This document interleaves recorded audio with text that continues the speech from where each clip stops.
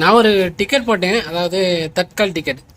முந்திலாம் வந்து யாருக்கு என்ன கொடுத்தாலும் வந்து லோயர் பெர்த் வராது. சீனியர் சிட்டிசன் பேரை கொடுத்தது உடனே லோயர் பெர்த் வருது. பாருங்க பாருங்க, ராஜசுலோச்சனான்னு கொடுத்துருக்கேன்னா 61 வயசு கொடுத்துருக்கேனா, ஆனால் லோயர் பெர்த் கிடைச்சிருக்கு. சுயம்பலி கொடுத்துருக்கேன் 55 கொடுத்துருக்கேனா, சைடு லோயர் கிடைச்சிருக்கு. தில்லைக்கனி கொடுத்துருக்கேனா 70 வயசு கொடுத்துருக்கேனா, லோயர் பெர்த் கிடைச்சிருக்கு. இது வந்து தட்கல்ல, நார்மல் டிக்கெட்லேயே வந்து லோயர் பெர்த்து கிடைக்காத ஒரு சுச்சுவேஷனில் இது வந்து தட்கல் டிக்கெட் அப்படிங்கிற போதே லோயர் பெர்த்துக்கு கிடைச்சிருக்கு அப்படின்னா ஆச்சரியம் தான். ஆனால் இதுக்கு எதனால அப்படி சொல்லி பார்த்தீங்கன்னா, கவர்மெண்ட் வந்து இப்போ தான் ஒரு புது ரூல்ஸ் கொண்டு வந்துருது.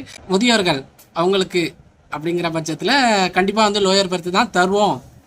இதுதான் உங்களோட கன்ஸ்ட்ரக்ஷன். அதாவது என்ன சொல்லுவாங்க, அதாவது முன்னாடிலாம் வந்து அரை டிக்கெட் போட்டிருந்தாங்க, அதாவது முதியோர்களுக்கு. இப்போ அப்படி கிடையாது, இப்போ வந்து லோயர் பெர்த்து தராங்க. இது ஒரு நல்ல ஒரு விஷயமா தான் பார்க்கப்படுது. இப்படியே நிறையா சலுகைகளை தந்தால் வந்து நல்லாயிருக்கும். பார்த்துங்க, முதியோர்களுக்கு ஒரு குறிப்பிட்ட வயசுக்கு மேலே உள்ள முதியோர்களுக்கு நீங்கள் வந்து லோயர் பெர்த்து செலக்ட் பண்ணாட்டும், அதாவது கீழே, அதாவது ஒரு ட்ரெயினில் வந்து கீழே செலக்ட் பண்ண வேண்டாம், தானாகவே லோயர் பெர்த் வந்து செலக்ட் ஆகி உங்களுக்கு வந்து டிக்கெட் கிடைக்க வழிவகை செய்கிறது. ஓகே, அடுத்த ஒரு நல்ல வீடியோட சந்திப்போம். தேங்க்யூ.